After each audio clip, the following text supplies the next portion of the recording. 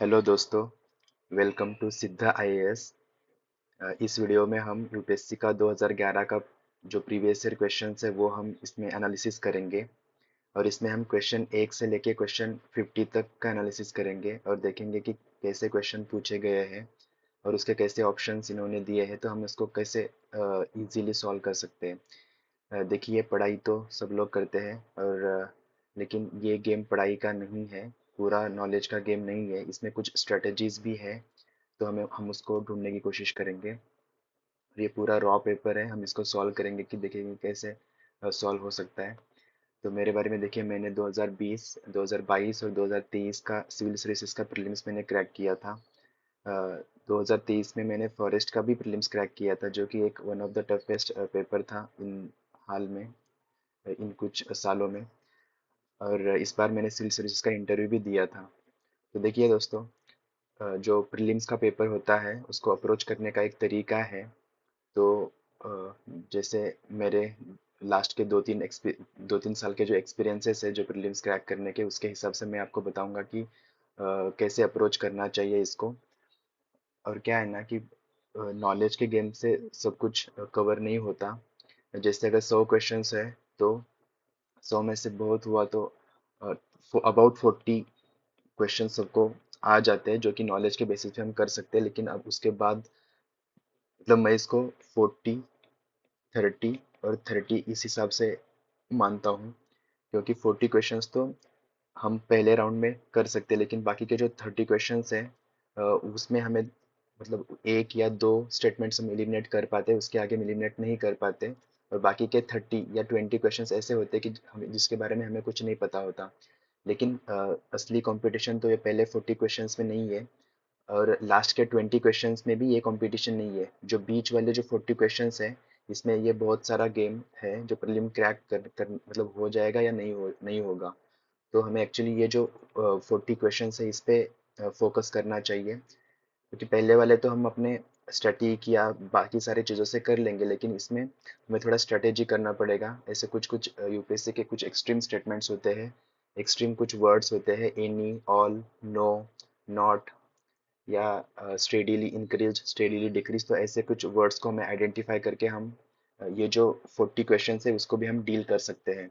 और अगर देखा जाए तो अभी कट ऑफ देखिए, इस बार का ओनली 75 कट ऑफ गया था। तो यूपीएससी इज मतलब changing its pattern every year. So इस बार भी कुछ तो नया ही आएगा 2023 2024 में। तो देखिए दोस्तों, चलो शुरू करते हैं। पहला क्वेश्चन, देखिए, यूनियन बजट 2012 में कुछ तो एक बेसिक कस्टम्स ड्यूटी एग्जाम किया था किस पे, bio based asphalt, that is bio asphalt पे। तो क्वेश्चन पूछा है कि what is importance of that material. तो पहला तो बोला है कि it is not based on the fossil fuel. So this is a very positive statement, तो ये सही होगा। तो आप सेकेंड स्टेटमेंट देखिए, it can be made, can be वाले मोस्टली सही होते हैं, लेकिन इन्होंने यहाँ पे बोला है कि नॉन रिन्यूएबल सोर्सेज से।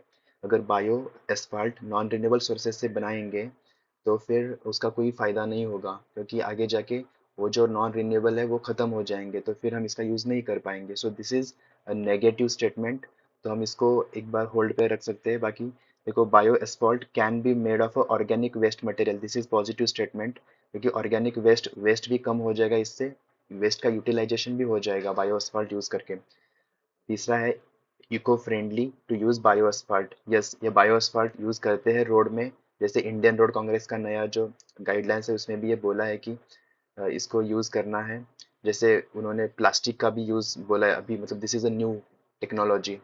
तो इसमें अगर हम इसमें टू को अगर इलिमिनेट करते हैं तो देखिए 1, 3, 4 ये आंसर आ जाएगा इसका। सेकंड देखिए, ऐसे क्वेश्चंस में क्या बोला है कि emission from the coal combustion at a thermal power plant. Mostly emission तो सब कुछ एमिशन होता है, जैसे oxides of sulphur and nitrogen, ये तो होते ही है, इनसे एसिड रेन भी होता है। तो ये दूसरे क्वेश्चंस में यूपीएससी ने पूछे हैं। और दूसरा कार्बन डाइऑक्साइड, ये तो होगा ही इसमें। तो इसमें all of the above answer होगा। तो this is very simple question, इस ऐसे क्वेश्चन में हमें ऑल ऑफ द अबोव करना चाहिए। दूसरा देखिए, टेलीकम्युनिकेशन के सैटेलाइट से जियो स्टेशनरी ऑर्बिट में क्यों होते हैं। तो और satellite set to be on such orbit, अगर उसमें है तो ये हम कैसे उसको पहचानेंगे कि वो वहाँ पे है। जैसे it orbit is a geosynchronous, yes we मतलब हमें पता है कि इंडिया को जो नाविक सिस्टम है, तो नाविक सिस्टम में 7 कंस्टेलिएशन तो 7 सैटेलाइट्स हैं। उसमें 4 सैटेलाइट जियो सिंक्रोनस में है और 3 जियो स्टेशनरी में है। तो ये यस दिस इज राइट।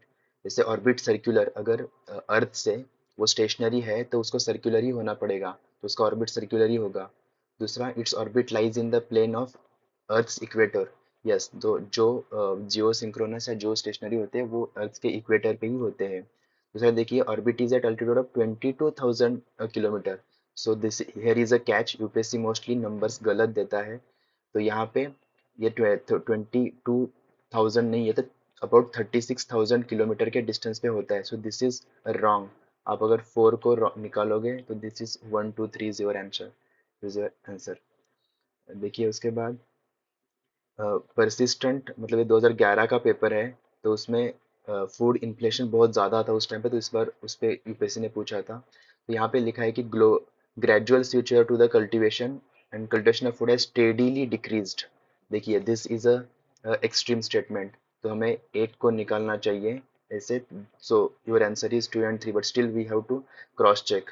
जैसे consequence of increasing incomes the consumption pattern of the people have undergone a significant change, of course India में लोगों की इनकम बढ़ी है तो डिमांड भी बढ़ेगी, सो दैट्स वाई इस वजह से इन्फ्लेशन होगा। जैसे food supply chain has structural constraints, of course अगर फूड सप्लाई में डिमांड एंड सप्लाई के बीच में अगर कोई प्रॉब्लम है तो इस वजह से भी इन्फ्लेशन होता है। But we have got our answers just because eliminating that extreme statement that is steadily decreased. Okay, तो देखिए दोस्तों उसके बाद फिफ्थ क्वेश्चन है, scientist can determine the arrangement और relative position of DNA sequence of a chromosome, how does knowledge benefit us. तो देखिए mostly क्या होता है कि साइंस टेक के क्वेश्चन में जो ऑल ऑफ द अबव होना ही मतलब होता है मोस्टली, लेकिन देखिए फिर भी इसमें हमें हम देखेंगे डीएनए का सीक्वेंसिंग से क्या होगा। जैसे possible to know the pedigree of live stock, yes, life stock के पेडिग्री के बारे में हमें पता चल सकता है डीएनए के सीक्वेंसिंग से। दूसरा है कि it is possible to understand the causes of all human diseases. देखो this is extreme here, all human diseases मतलब सब डिजीजेस तो जेनेटिक नहीं होते, तो अगर डीएनए सीक्वेंसिंग करके हम उसको कैसे पता लगाएंगे। So this is extreme statement, तो हम इसको यहाँ पे कट कर सकते हैं। It is possible to develop disease resistant animal breed. Okay, it is possible, so ये पॉसिबिलिटी दिखा रहा है। और यहाँ पे क्या है कि यहाँ पे ऑल ह्यूमन डिजीजेस है, सो दिस इज एक्सट्रीम, लेकिन ये एक्सट्रीम इसमें कोई ऐसा वर्ड नहीं है। So if you eliminate second, then answer is 1 and 3।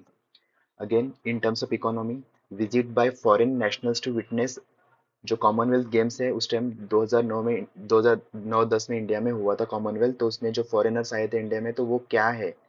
देखिए if foreigners are coming to India, वो फॉरेक्स लेके आ रहे हैं इंडिया में, तो इसका मतलब ये हुआ कि जैसे हम गुड्स कोई एक्सपोर्ट कर रहे हैं, मतलब फॉरेनर्स इंडिया में आके कंज्यूम तो कर रहे हैं, कंजम्पशन हो रहा है उनका, but they are investing their dollars. तो एक ये एक्सपोर्ट जैसे हुआ इंडिया के लिए। तो इंपोर्ट नहीं होगा, प्रोडक्शन और कंजम्पशन ये ऑप्शंस नहीं आएंगे, एक्सपोर्ट होगा, जैसे उससे हमें फॉरेक्स मिलेगा। जैसे देखिए microbial fuel cell are considered a source of sustainable energy. Yes, ऐसे कुछ फ्यूल सेल्स है जिसमें माइक्रोबियल्स का यूज करके वो कंसिस्टेंट एनर्जी जनरेट कर सकते हैं।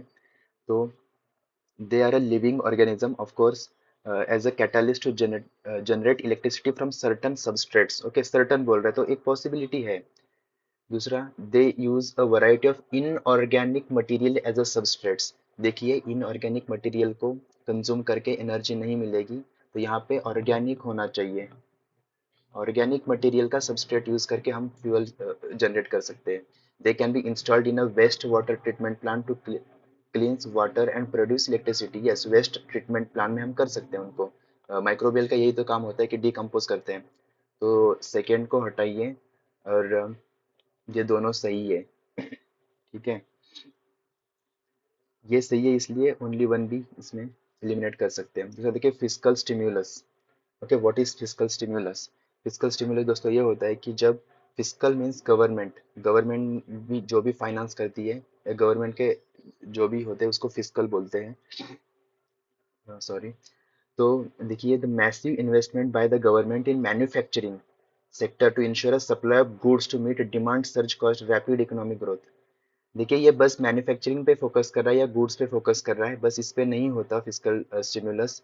This a very wider term, very broad होता है। जिस टाइम मतलब इकोनॉमी कभी स्लो डाउन होती है तो उस टाइम गवर्नमेंट इंटरफेयर करती है। तो ये फिजिकल देखिए नीचे वाला, intensive affirmative action of the government to boost economic activity in the country. तो ये थोड़ा पॉजिटिव स्टेटमेंट लग रहा है क्योंकि यहाँ पे इकोनॉमिक एक्टिविटी को बूस्ट करने की बात की जा रही है और फिजिकल स्टिमुलस यही होता है। स्टिल देखिए, government's intensive action to financial institutions. देखो फाइनेंशियल इंस्टीट्यूशंस को देखे, यू डोंट नो वेदर वो लोग नीचे देंगे या नहीं देंगे, बट ये डायरेक्टली गवर्नमेंट यहाँ अफर्मेटिव एक्शन मतलब लोगों के हाथ में पैसा दे रही है या करेंसी सर्कुलेशन बढ़ा रही है ताकि डिमांड बढ़े, इकोनॉमी में इकोनॉमिक एक्टिविटी बूस्ट हो जाए, ये है उसका।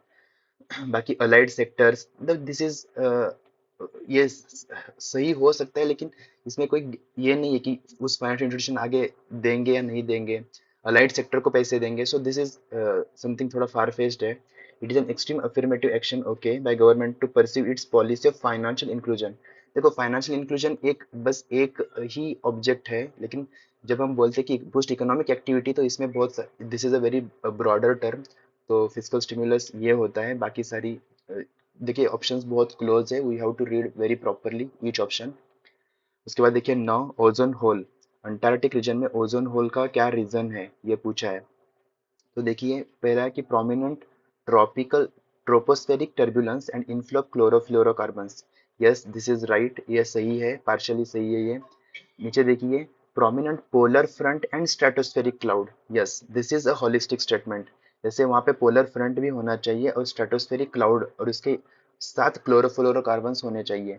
तभी क्या होगा कि जो ओजोन का O3 का जो बॉन्ड है वो टूटेगा और वहाँ पे मतलब ओजोन का होल जो है वो बन जाएगा। Okay, so this is somewhat close. देखिए absence of polar front, this is ये बहुत ही मतलब that is not a right statement. The increased temperature at a polar region due to global warming. देखिए पोलर रीजन में global warming हुआ तो फिर तो वो होगा ही नहीं, क्योंकि जो polar front end stratospheric cloud वो स्ट्रेटोस्फेरिक तक जाएंगे ही नहीं। ठीक है, इसलिए सी और डी तो बिल्कुल गलत है। ये और बी में B is a holistic statement, थोड़ा ब्रॉड स्टेटमेंट है। So this is the most correct statement. दूसरा देखिए, क्वेश्चन क्या है, tenth, reducing the current account deficit. Okay, तो गवर्नमेंट के एक्शंस क्या होंगे करंट अकाउंट डेफिसिट कम करने के लिए। देखिए डिवैल्यूएटिंग द डोमेस्टिक करेंसी। देखिए डोमेस्टिक करेंसी जब डिवैल्यू करेंगे हम तो उस टाइम मतलब इंडिया की करेंसी डिवैल्यू तो हो जाएगी, लेकिन उसके सामने डॉलर की वैल्यू बढ़ जाएगी। तो लेकिन ऐसे सिचुएशन में इंडिया का एक्सपोर्ट जो है वो बूस्ट हो सकता है, और अगर एक्सपोर्ट बूस्ट हुआ तो हमारा करंट अकाउंट डेफिसिट कम हो सकता है। जैसे डॉलर इनफ्लो इंडिया में बढ़ेगा क्योंकि इंडिया का एक्सपोर्ट बढ़ रहा है। Second, reduction in the export subsidy. अगर एक्सपोर्ट सब्सिडी कम कर दी गई तो इंडिया का एक्सपोर्ट कम हो जाएगा। तो one and two statement are contradictory, तो ये दोनों तो नहीं आएंगे बिल्कुल। और रिडक्शन ऑफ एक्सपोर्ट सब्सिडी करने से इंडिया का एक्सपोर्ट नहीं बढ़ेगा और इससे इंडिया में फॉरेन करेंसी नहीं आएगी। सो इससे तो ज़्यादा करंट अकाउंट डेफिसिट बढ़ जाएगा and that is not good for any economy. Third देखिए, adopting suitable policies which attract greater FDI. Of course FDI is a means to increase FDI in the forex inflow into India. तो FDI forex भी लाते हैं और employment generation भी होता है, और even more funds from the FII. So तो इन सब वजह से क्या होगा कि इंडिया में जो डॉलर का इनफ्लो बढ़ने की वजह से करंट अकाउंट डेफिसिट जो है वो थोड़ा कम हो सकता है। तो first and third statements are correct. पहला तो गलती है, सॉरी सेकंड तो गलती है, तो ए एंड बी तो हम एलिमिनेट कर सकते हैं इससे। देखिए उसके बाद 73rd अमेंडमेंट की बात कर रही है। तो पंचायत राज इंस्टीट्यूशन में विच ऑफ द फॉलोइंग 73rd से क्या क्या आया है। देखिए constitution of district planning committee. देखिए डिस्ट्रिक्ट प्लानिंग कमेटी ये 74th अमेंडमेंट से आया है। ठीक है, 1992। तो ये 73 से नहीं आया है। हम इसको एलिमिनेट कर सकते हैं। देखिए एक को एलिमिनेट करिए, आंसर आ जाएगा। लेकिन 2011 के यूपीएससी के ऑफिशियल आंसर की ने इसका आंसर 1 2 3 दिया है, लेकिन ये गलत है। मैंने क्रॉस चेक किया है इसको। डिस्ट्रिक्ट प्लानिंग कमेटी ये 74th में, आप भी देख सकते हो। ठीक है बाकी देखिए स्टेट आंसर तो हमारा आया, स्टिल हम देखें स्टेट इलेक्शन कमीशन। यस ये है मेंशन। और स्टेट फाइनेंस कमीशन, ये दोनों 73rd एंड 74th दोनों अमेंडमेंट में इन दोनों का मेंशन किया गया है। देखिए 12th वाला question, two important river, one with source in Jharkhand and known by different name in Odisha and another it source in Odisha merge at a place only. तो एक बे बंगाल में वो मर्ज कोस्ट जाता है। दिस इम्पोर्टेंट साइट कौन सा है जो वाइल्ड लाइफ एंड बायोडाइवर्सिटी के लिए इम्पोर्टेंट है? देखिए वाइल्ड लाइफ एंड बायोडाइवर्सिटी के लिए, देखिए इसके लिए हम ये चांदीपुर और गोपालपुर ये तो हम निकाल सकते हैं, क्योंकि हमें पता है कि भितरकनिका और सिमलीपाल ये बायोस्फीयर रिजर्व और नेशनल पार्क भी है। तो हम ये दोनों हमारे पास बचते हैं, तो इन दोनों में से हम कौन से भी चूज कर सकते हैं। देखिए अभी अब मुझे यहाँ पे आंसर पता है भितरकनिका, लेकिन एग्जाम टाइम कंडीशन में ये हमें पता नहीं होता, लेकिन स्टिल हम यहाँ पे 50-50 तक आ सकते हैं। ओके, तो हमारे करेक्ट आने के चांसेस तो बढ़ सकते हैं यहाँ पे। Okay all right. तो ऐसे सोचना पड़ता है एग्जाम में, क्योंकि देखिए यहाँ पे हिंट साइड बायस है, हमें आंसर्स मुझे यहाँ पे पता है, तो उस वजह से मैं उसको डील कर रहा हूँ। लेकिन आई नो एग्जाम कंडीशन बहुत अलग होता है, वहाँ पे थोड़ा हमें अपने गट्स पे, अपने नॉलेज पे भरोसा करके हम अपनी स्ट्रेटेजी पे थोड़ा बिलीव करना होता है, तभी हम उस तक पहुँच सकते हैं। ठीक है, तो थोड़ा कॉन्फिडेंस रखिए अपने खुद के ऊपर, और ऐसे सारे सिचुएशन को हम डील कर सकते हैं। देखिए 13 question, a rapid increase in the rate of inflation is sometimes attributed to the base effect and what is base effect. देखिए बेस इफेक्ट के बारे में हमने बहुत कुछ पढ़ा होगा इकोनॉमी में। क्या होता है कि एक बेस होता है, और बेस के हिसाब से जैसे कोई बेसिक ईयर, जैसे अभी 2011-12 इंडिया का इन्फ्लेशन के लिए या बाकी सारी चीज़ों के लिए बेस ईयर, तो उस हिसाब से हम उसको देखते हैं कि हाँ 2022 में कितना बड़ा इन्फ्लेशन, तो हम एक बेस रखते हैं उसको। तो यहाँ पे देखिए it is the impact of drastic deficiency of supply of crops. This is very the wrong statement. It impact of the surge in the demand due to rapid economic growth नहीं है, ये भी irrelevant है. It is the impact of the price level of the previous year on the calculation of the inflation rate. Yes, this is what the base effect is. जो previous year पे जो price level होता है उसका इस साल पे क्या कैसे impact होगा, that is the base effect. मान लीजिए अगर पिछले साल अगर 100 है इन्फ्लेशन और इस बार अगर 108 हो गया, तो this is 8% of inflation according to the base. ठीक है, तो बेस इफेक्ट, इस बेस की वजह से हमें ये इन्फ्लेटेड दिख रहा है। Okay, so this is base effect. India is regarded as a country with demographic dividend.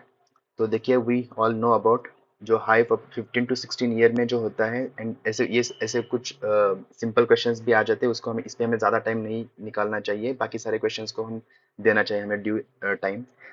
ये कार्बन क्रेडिट्स क्या होता है and which is not correct about carbon credits. We are aware about United Nations framework convention climate change, उसमें Kyoto protocol और अभी Paris protocol है। तो ये कार्बन क्रेडिट जो है क्योटो प्रोटोकॉल में कार्बन ट्रेडिंग का काम करते हैं। मतलब अगर कोई भी अगर जो पोल्यूशन लेवल अगर CO2 का या ग्रीन हाउस गैस का पोल्यूशन ज़्यादा हो रहा है उसमें, और दूसरा जो कंपनी या कोई कंट्री मीट नहीं कर पा रहा है, तो मतलब कंपनी के बीच में होता है मोस्टली ये कॉर्पोरेट्स, तो उनके बीच में कार्बन क्रेडिट्स होता है। जैसे इंडिया और चाइना ये are the largest recipient of the, ये जो मनी है कार्बन क्रेडिट्स के थ्रू मिलता है, China is highest. The carbon credit system was ratified in the conjunction with the Kyoto protocol. Yes, जो 1997 में क्योटो प्रोटोकॉल हुआ था उसमें ये आया था, जो 2005 से मतलब विद इफेक्ट हुआ है क्योटो प्रोटोकॉल। देखिए carbon credits are awarded to the countries or groups that have reduced green house gas below. Yes, that is what हमने डिस्कस किया। देखिए the goal of carbon credit system is to limit the increase of carbon dioxide emission, of course, क्योंकि हमें 1.5 degree या 2 degree Celsius के नीचे ही हमें अर्थ का टेम्परेचर रखना है 2001 मतलब 21 से 2100 जो सेंचुरी होगा उसके पहले। तो यही तो, और दूसरा carbon credits are traded at a fixed price, price fixed. देखिए from time to time by United Nation economic program. नहीं, एक तो प्राइस फिक्स नहीं होता, ये चेंज होता रहता है जैसे डिमांड और सप्लाई उसी, क्योंकि इसीलिए तो बोला है कार्बन क्रेडिट्स, और इसमें कार्बन ट्रेडिंग जैसे ट्रेड जैसे होता है इसको। सो this is a wrong statement. तो ये नॉट पूछा है, नॉट को आपने यहाँ पे अच्छे से आइडेंटिफाई करना चाहिए। Which of the following is a not feature of the value added tax, VAT के बारे में बात कर रहा है। देखिए जो अभी जीएसटी आया, जीएसटी है इंडिया में, that is also VAT, value added tax ही है वो।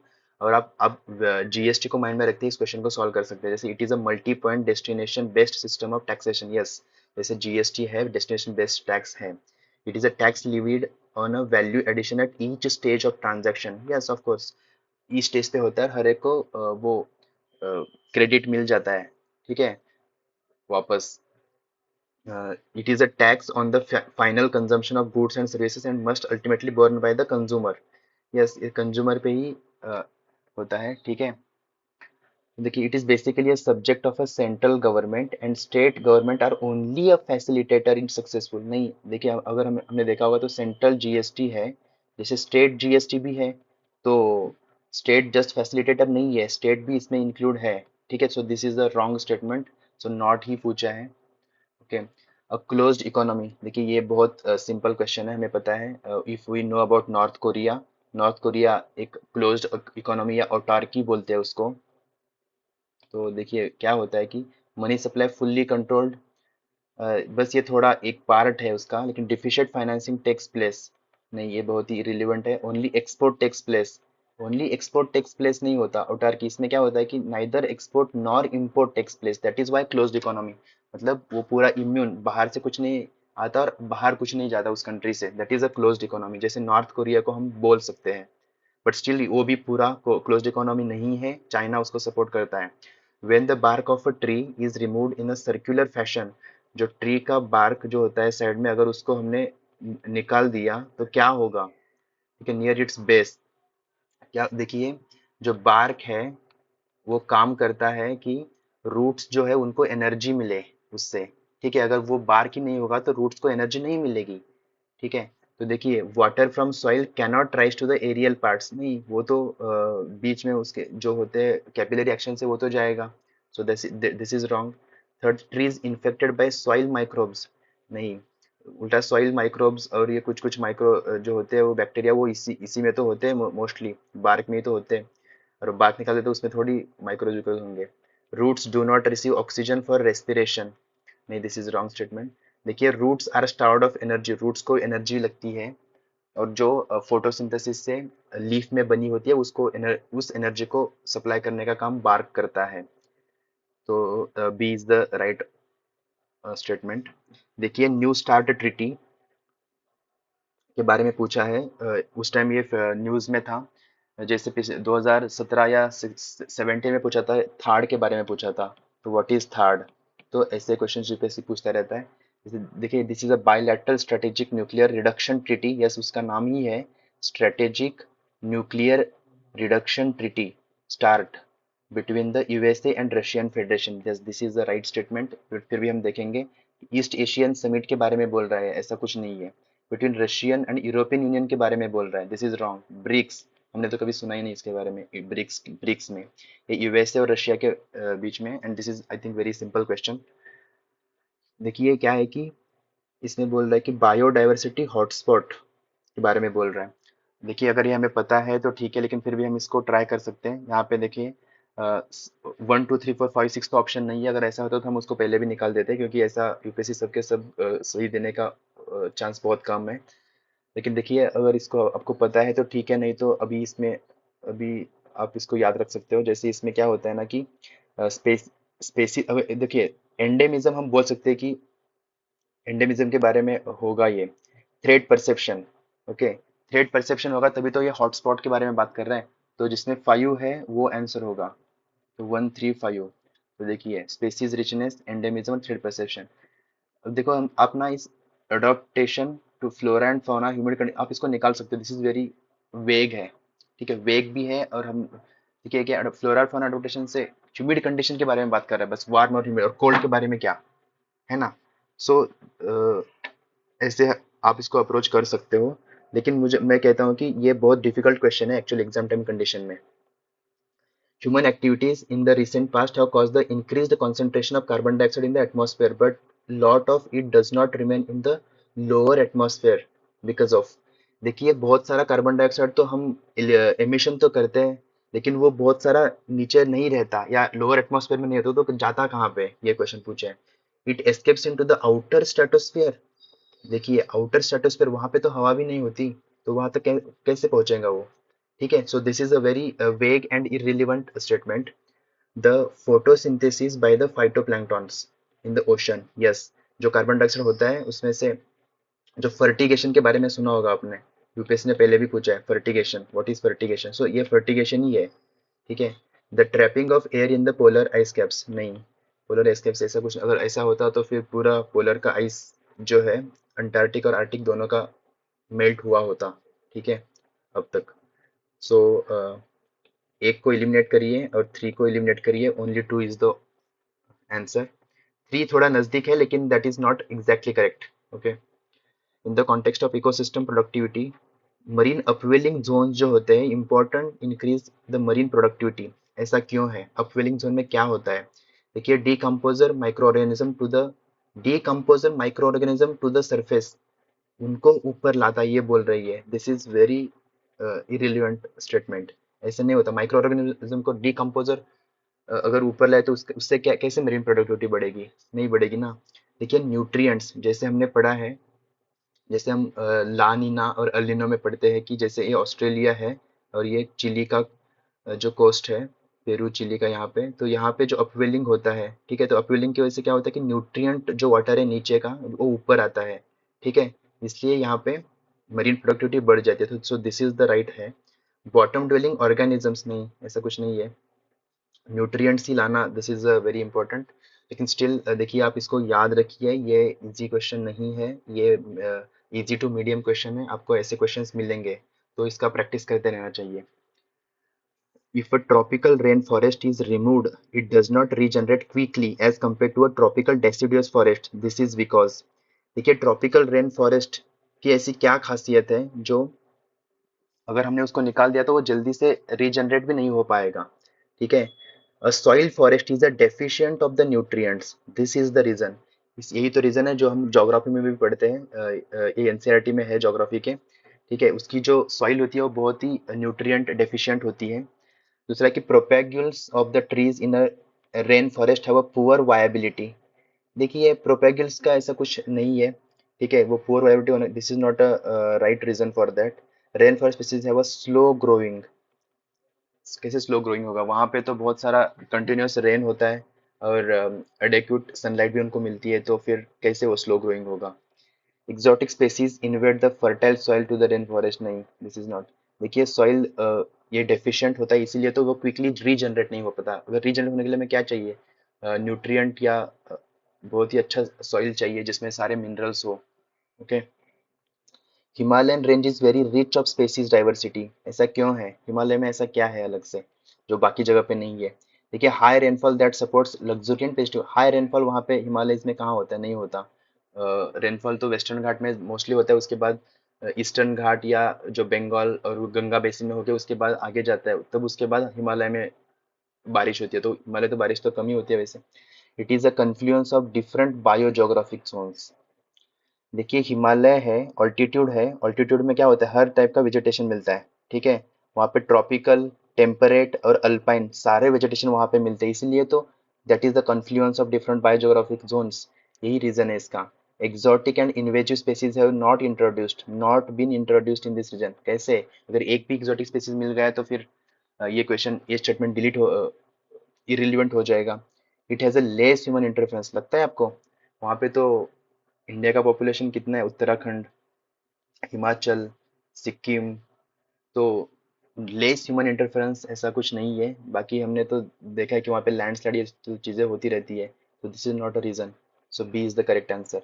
With reference to India central acts, किसके बारे में पूछा है? Which above acts have relevance on bearing on the biodiversity conservation in the country? देखो, बायोडाइवर्सिटी कंजर्वेशन के बारे में पूछा है और ये सारे एक्ट्स हैं। देखिए, अब आप एक्ट्स को कभी भी नैरो एंगल से मत देखिए। Import export of the control, इसमें कहीं ना कहीं बायोडाइवर्सिटी का मेंशन किया ही होगा।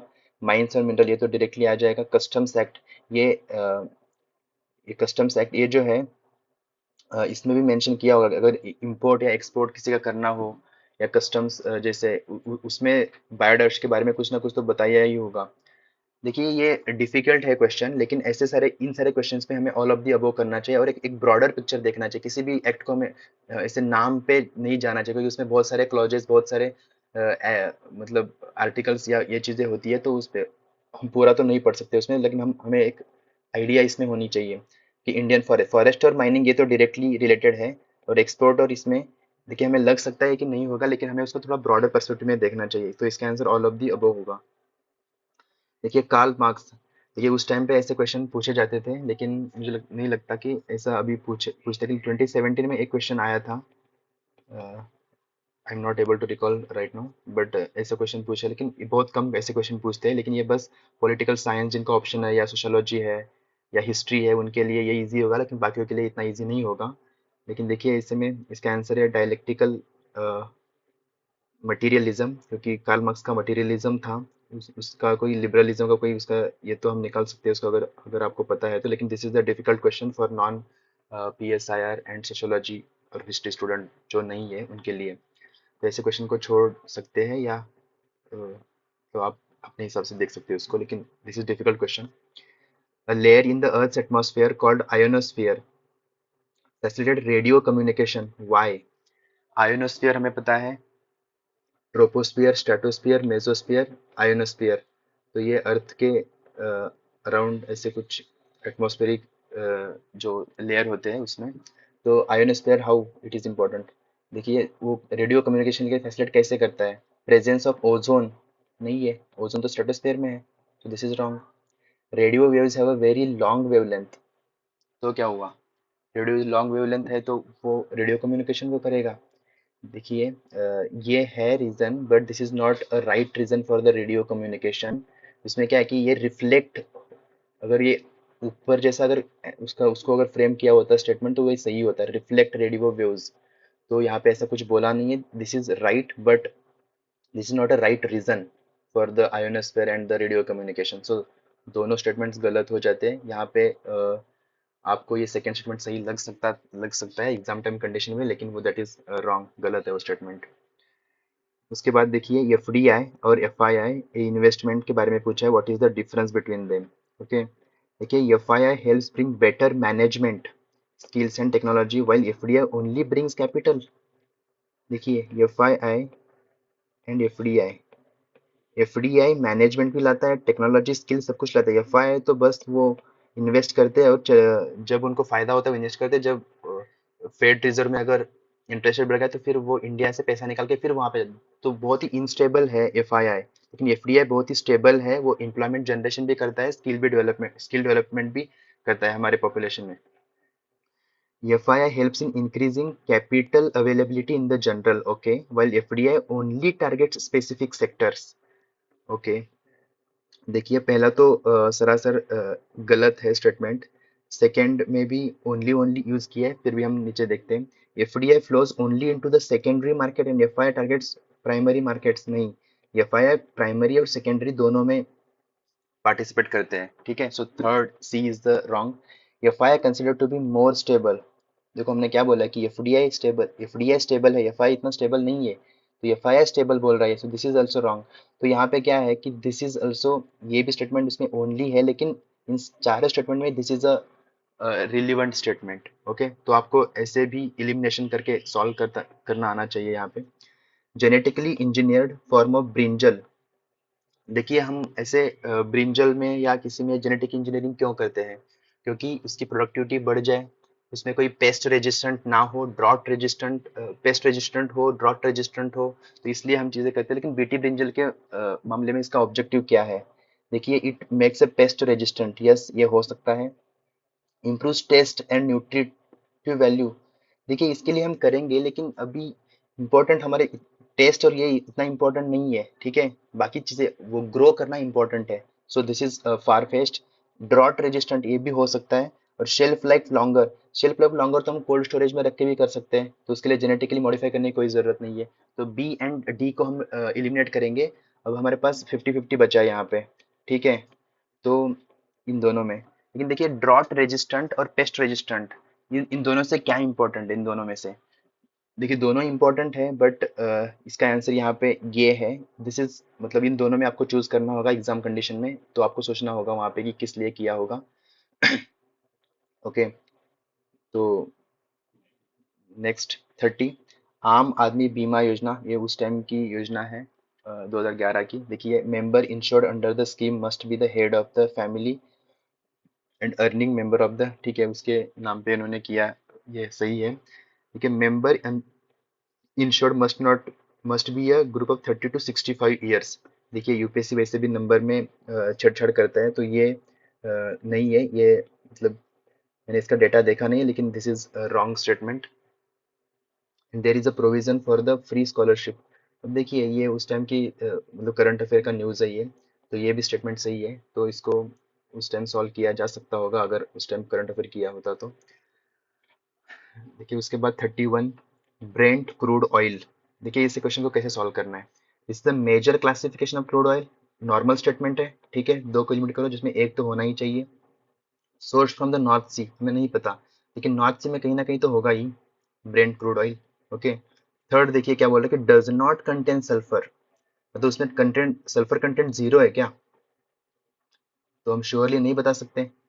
स्वीट क्रूड ऑयल एक होता है, और एक स्वीट और सोर, तो ऐसा होता है, तो आप उसका डिफरेंस देख लीजिए मतलब फर्दर नॉलेज के लिए। लेकिन डज नॉट ये नेगेटिव स्टेटमेंट है, इसको हम इलिमिनेट करेंगे। सो 1 and 2, नॉर्थ सी के बारे में अगर हमें पता भी नहीं होगा तो ठीक है, लेकिन it does not contain sulphur, so this is very extreme statement है, तो उसको हम एलिमिनेट कर सकते हैं। देखिए 32, function of heavy water in the nuclear reactor is to. जैसे हेवी वाटर का यूज क्यों करते हैं, ठीक है, हेवी वाटर का हम एक तो कूलेंट के लिए यूज करते हैं, और दूसरा मेन ये होता है कि जब हम कोई न्यूट्रॉन होता है जब बम्बार्ड करते हैं उसमें से 3 न्यूट्रॉन और निकलते हैं, लेकिन अगर ये निकलते जाए कंटिन्यूसली तो ये अनकंट्रोलेबल हो जाएगा। तो इसीलिए क्या करता है कि जो हेवी वाटर है वो इस जो रिएक्शन है उसको कंट्रोल करता है, उस स्पीड को कंट्रोल करता है। देखिए slow down the speed of neutron, increase the speed of neutron, this is irrelevant, wrong. Cool down the reactor, ये हो सकता है। स्टॉप द न्यूक्लियर, नहीं, तो फिर जनरेशन कैसे करेंगे इलेक्ट्रिसिटी। देखिए बी और डी को हम एलिमिनेट किया, सी और ए में देखिए slow down of the speed of neutron, तभी तो हम एक कंट्रोल्ड वे में इलेक्ट्रिसिटी जनरेशन कर सकते हैं, तो this is a is the answer. देखिए अगर आपको कुछ डाउट है तो आप कमेंट बॉक्स में पूछ सकते हैं किसी चीज़ के बारे में, और अगर मेरे इसमें अगर कुछ गलती हुई हो तो प्लीज़ बता दीजिए। In India, if a religious sect or community is a given status of a national minority, अगर किसी को नेशनल माइनॉरिटी स्टेटस मिल जाता है तो उसका क्या एडवांटेज होता है। It can establish and administer exclusive educational institutions. Yes, जो आर्टिकल 29 और 30 में जो चीज़ें दी है वो अप्लाई हो जाएंगी अगर हम इसको माइनॉरिटी स्टेटस बोलते हैं। तो अभी मुझे ये बताइए कि इंडिया में कितने माइनॉरिटीज़ हैं, कितने माइनॉरिटीज़ को इंडिया में रिकॉग्नाइज किया है, ये आप बता सकते हैं मुझे। The President of India automatically nominates a representatives of the community of लोक सभा। नहीं, लोकसभा में हम किसी माइनॉरिटी को कभी हमने नॉमिनेट नहीं करते हम, क्योंकि स्टेट कभी भी रिलीजन के बेसिस पे डिस्क्रिमिनेशन नहीं कर सकता, या ऐसा कुछ नहीं होता। तो this is wrong and far fetched है। It can derive benefits from the PM's 15 point program, yes this is mainly for the minorities. तो 1 and 3 are the right options, तो हम 2 को वैसे भी एलिमिनेट कर सकते हैं। तीसरा, India is a home to lakhs of persons with disabilities. Okay, देखिए डिसेबिलिटी है, दिव्यांग्स है, तो इसके बारे में जो भी होगा वो थोड़ा पॉजिटिव ढंग से ही सोचेगा कोई भी। ओके, तो उनको तकलीफ कम हो ऐसी चीजें हो जाएंगी इसमें। फ्री स्कूलिंग, यस पॉसिबल है टिल द एज ऑफ 18। देखिए हमें 6 to 14 ईयर्स मतलब नॉर्मल जो होता है, तो उसमें 6 to 14 हमारे राइट टू एजुकेशन एक्ट में है, लेकिन जब दिव्यांग्स है तो उनके लिए 18 ईयर्स है। Preferential allotment of the land to setting of business, देखिए उनको प्रमोट करना चाहिए क्योंकि इकोनॉमिक सिक्योरिटी, इकोनॉमिक बेनिफिट उनको मिलना चाहिए, तभी they can improve their status, या उनका जो लाइवलीहुड है वो इम्प्रूव हो सकता है उसमें से। और it is very much important for the economy भी है, सोसाइटी भी है, सारी चीज़ों के लिए। Ramps in the public building, जो सुगम्य भारत योजना है, सुगम्य भारत अभियान, तो यही तो है वो, ठीक है। तो इसमें ऑल ऑफ दी अबव आएगा कि ये वीकर सेक्शन है, तो उसको हम थोड़ा पॉजिटिव इसमें देख सकते हैं एंगल में। What purpose is the government of India promoting concept of mega food parks.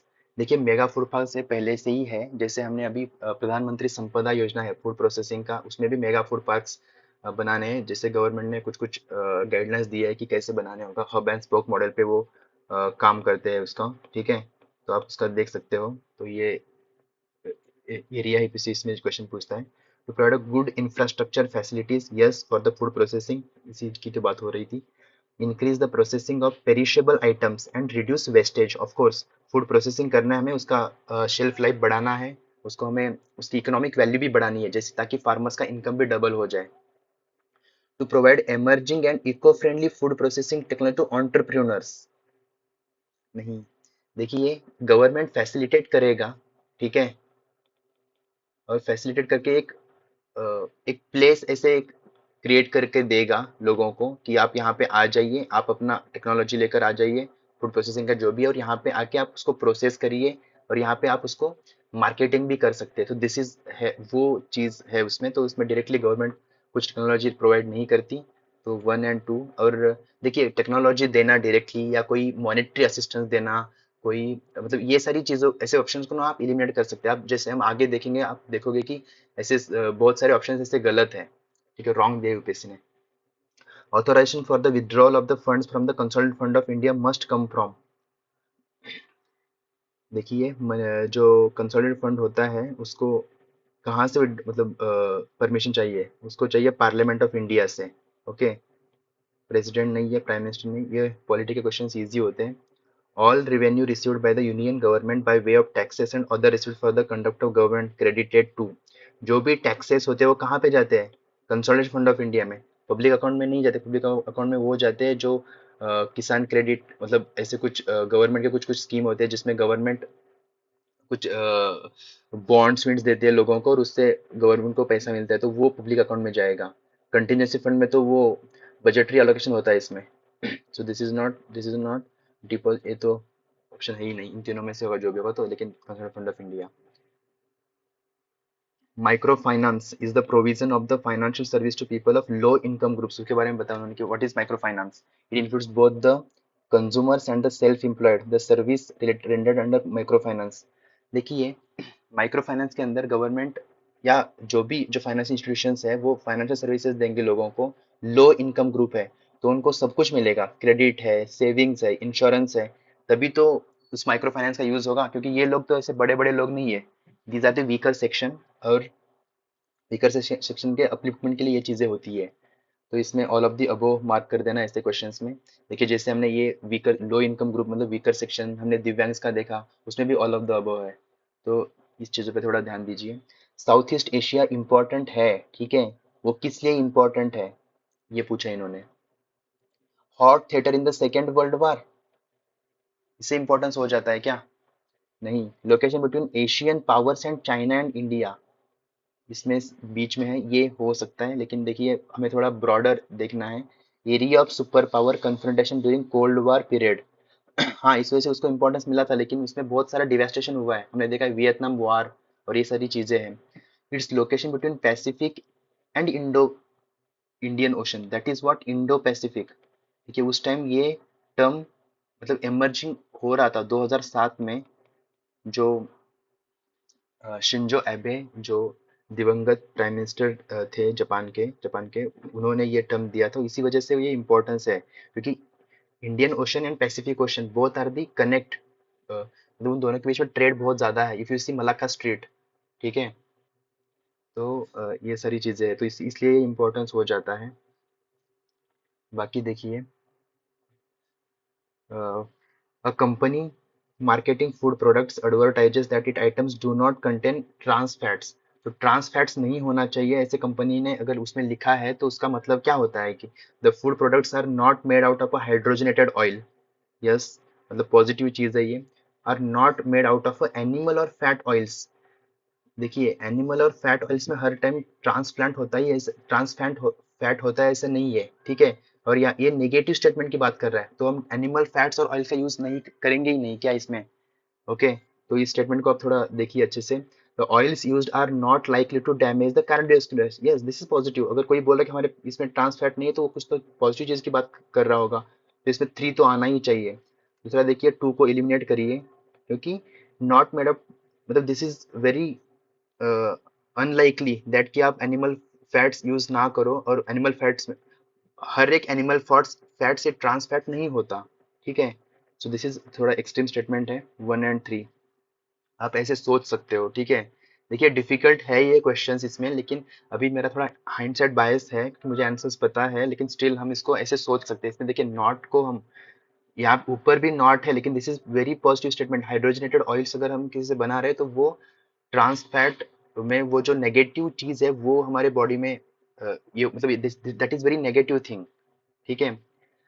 तो देखिए महात्मा गांधी मतलब मनरेगा की बात कर रहे हैं, तो ये किस कौन एलिजिबल है इसमें?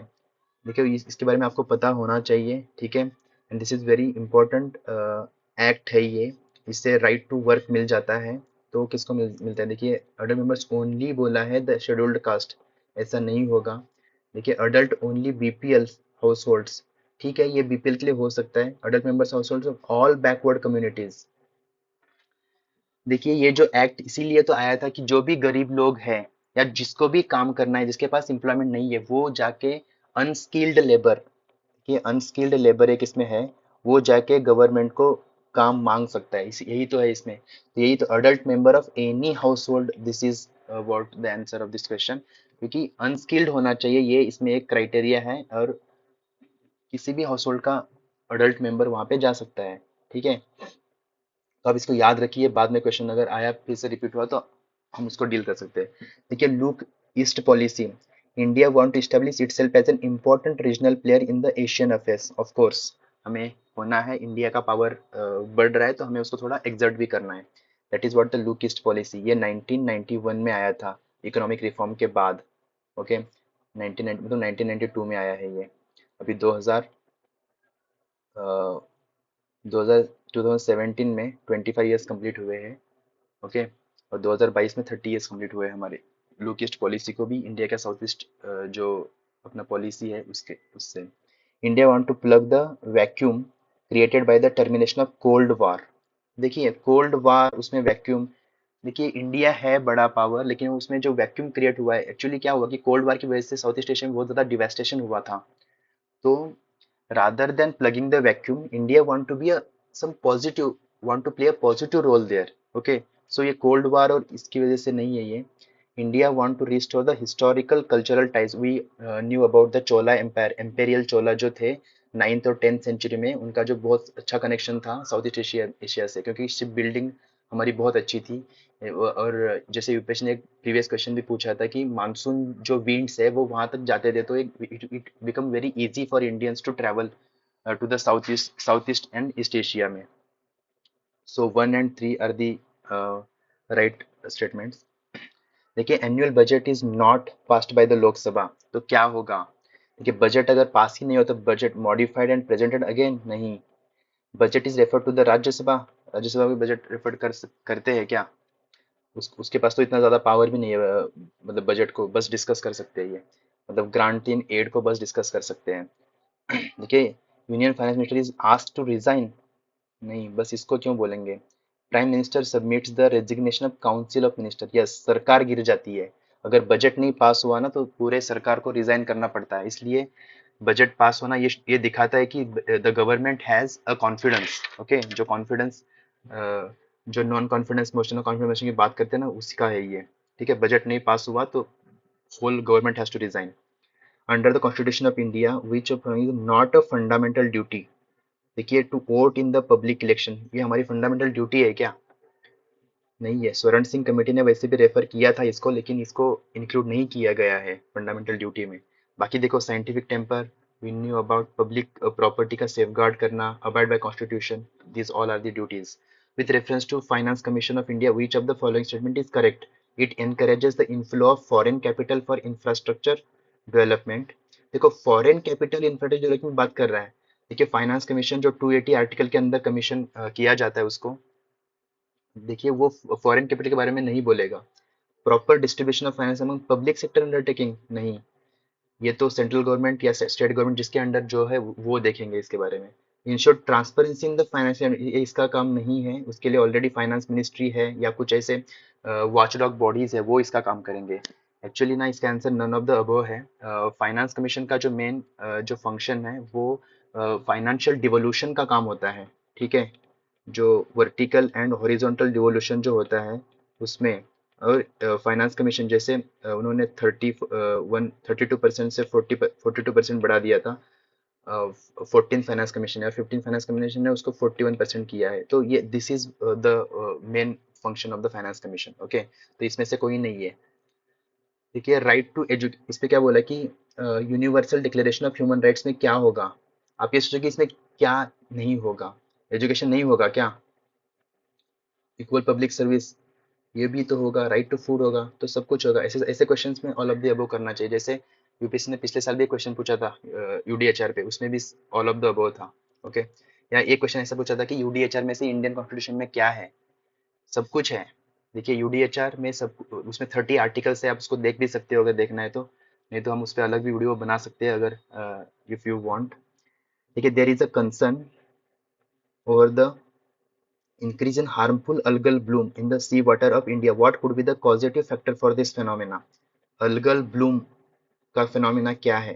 Discharge of nutrients from the estuaries. Yes, उस वजह से क्या होगा कि nutrients का level बढ़ जाएगा उस पर्टिकुलर इकोसिस्टम में, और उसकी वजह से ग्रोथ हो जाएगा प्लांट्स और इसका। दूसरा run off from the land during monsoon, इसी से तो न्यूट्रिएंट जाते हैं वाटर में। और upwelling in the seas, yes nutrients, nutrients अगर बढ़ गए, न्यूट्रिएंट्स का अगर सप्लाई बढ़ गया तो उसमें जो वेजिटेशन ग्रोथ बहुत ज़्यादा होगा, और इससे उनकी जो ऑक्सीजन डिमांड जो है, जो हम बायोलॉजिकल ऑक्सीजन डिमांड की बात करते हैं, जैसे यूपीएससी ने पहले भी क्वेश्चन पूछा है बीओडी सीओडी, तो ये बढ़ जाता है।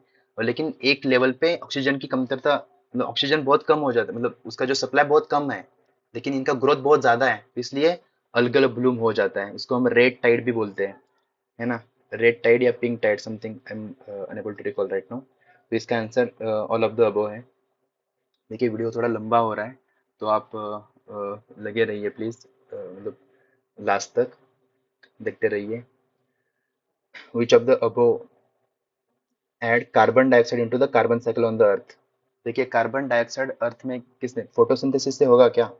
फोटोसिंथेसिस तो कार्बन डाइऑक्साइड को यूटिलाइज करता है, ठीक है, और वही this is the source of energy for all everyone on the earth, ठीक है। ये सनलाइट की वजह से फोटोसिंथेसिस, और फोटोसिंथेसिस से फूड, और ये और उसी से सब कुछ, फूड चेन या फूड वेब जो भी है, ये सब कुछ चल रहा है, ठीक है। तो वो तो कार्बन डाइऑक्साइड को कंज्यूम करते हैं, तो आप एक को निकालो तो दो ऑप्शन बचते हैं। Respiration, yes of course respiration तो 2 और 3 तो है ही। वोल्केनिक एक्शन, देखिए एक क्वेश्चन यूपीएससी ने आगे पूछा भी है कि वोल्केनिक एक्शन से कौन से गैसेस आते हैं, उसमें कार्बन डाइऑक्साइड भी है। तो this is 2, 3 and 4 is the answer. Recently, USA decided to support the India's membership in the Australia group and the Wassenaar group. देखिए ये अगर आपको पता है, this is very factual question, आपको पता है तो ठीक है, स्टिल हम इसको सॉल्व करने की कोशिश करेंगे। देखिए ऑस्ट्रेलिया ग्रुप इनफॉर्मल है, जो केमिकल एंड बायोलॉजिकल वेपन्स का प्रोलिफरेशन रोकता है, ठीक है, मिनिमाइज करता है। और वासेनार ग्रुप बस ओईसीडी के बारे में बोल रहे थे, this is wrong. Wassenaar groups बस ओईसीडी के लिए नहीं है। और नीचे वाला स्टेटमेंट भी ऐसे ही बोला कि Wassenaar arrangements are predominantly from the European और अमेरिकन कंट्रीज। क्यों, ऐसा क्यों होगा? बाकी सारे कंट्रीज भी है, बाकी सारे दूसरे कंट्रीज में भी हो सकते हैं ना। तो ये बोथ स्टेटमेंट रॉन्ग है, ठीक है। लेकिन still you can go through this, आप देख सकते हो कि उनमें कौन से कंट्रीज है, ठीक है। The surface of lake is frozen in severe winter but water is bottom still liquid. ऐसा क्यों होता है? आपको पता है एक फेनोमेना वाटर का कैसा है कि अगर वाटर हम कूल करते जाए, अगर 10 डिग्री है, 4 डिग्री तक आए, तो 4 डिग्री पे वाटर की जो डेंसिटी वो सबसे ज़्यादा है, मैक्सिमम वाटर डेंसिटी है, ठीक है। और उसके बाद फिर डेंसिटी कम हो जाती है। तो क्या होगा कि ये जो वाटर है, इस पे जो मतलब आइस या जो भी बनेगा, जो फ्रोजन होगा, बस यहीं तक रहेगा। लेकिन इसके नीचे, और दूसरा ये भी देखिए, ice is a bad conductor of heat, it is, ये है इसी वजह से तो नीचे वाला जो है वाटर है वो ये नहीं होता। लेकिन the very first reason is this, water की डेंसिटी मैक्सिमम है, इसीलिए तो उसके सरफेस पे फ्रोजन हो रहा है। उसके बाद नीचे वाला वाटर जैसे थे रहेगा, और यहाँ पे मछलियाँ विछलियाँ मतलब होती है यहाँ पे, तो वो सरवाइव कर पाती है। और वो जो वाटर में जो डिजॉल्व ऑक्सीजन है, वो उस ऑक्सीजन का यूज करते हैं, ठीक है।